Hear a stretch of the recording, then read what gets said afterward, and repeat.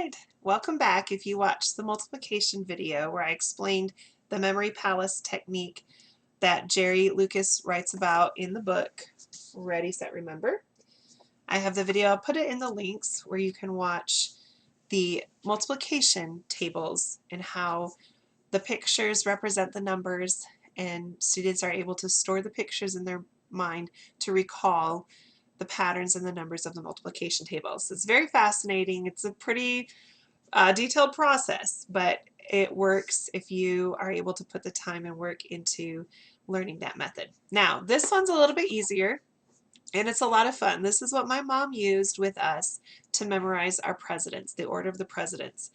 And I think this is a great tool just to know the order and have them memorized. So there's no sort of personal connection through learning these names.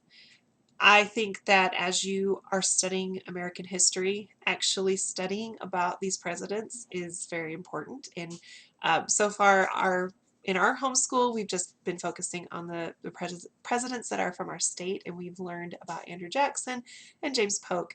And we're going to start learning about Andrew Johnson. We haven't quite gone into that with some living books, but making a connection with the presidents and their stories is very important, and that's very Charlotte Mason. Learning the names of the presidents in order.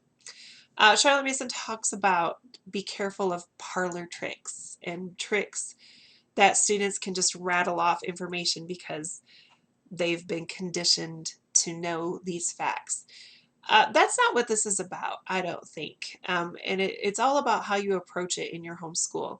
For me, I want my kids to know and be familiar with all the names of the presidents. And I think it's great if you can know them in order. And the way that this system helps you learn is you'll be able to pick a president and you can recall the president before and the president after because you're going to have these picture associations in your mind. So let's jump into the picture associations for the presidents. This is called Pick a Pack of Presidents. And I love that there are some little stories that go along as you look at the pictures and learn the last names. Okay?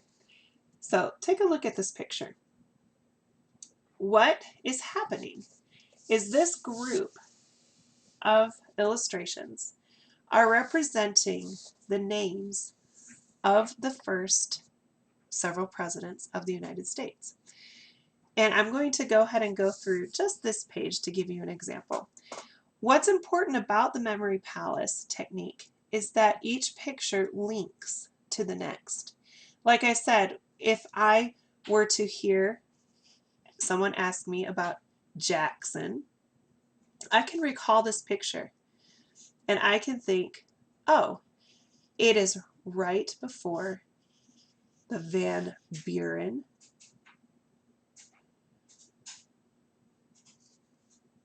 and this is at the Adam's apple. So let me go through this picture with you. All right, so we have this woman who is washing. And if you notice, next to her washing, there is a ton of clothes. Washington. Now the woman who's holding this ton of clothes has a large Adam's apple. Washington Adams. She is looking at her son. Her son is a chef. Chef, her son. Washington Adams. Jefferson. Her son, the chef, Jefferson, is mad at the sun. Mad at sun. The sun is also shining down on a man who is rowing. Monroe, who also has a large Adam's apple. Washington, Adams, Jefferson, Madison, Monroe, Adams. It's linked to a Jackson next to a Van with a bureau, Van Buren. On the side of the Van Buren, there is a Harrison, and finally a Tyler. Washington,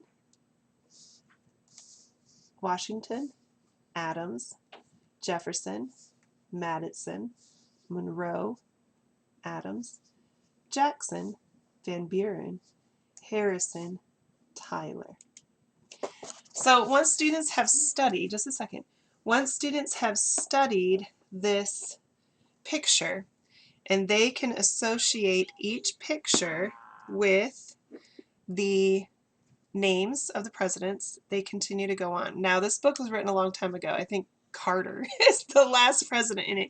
So what we did as a family is we created our own sort of memory palace and picture associations for the presidents up to our current president, President Trump.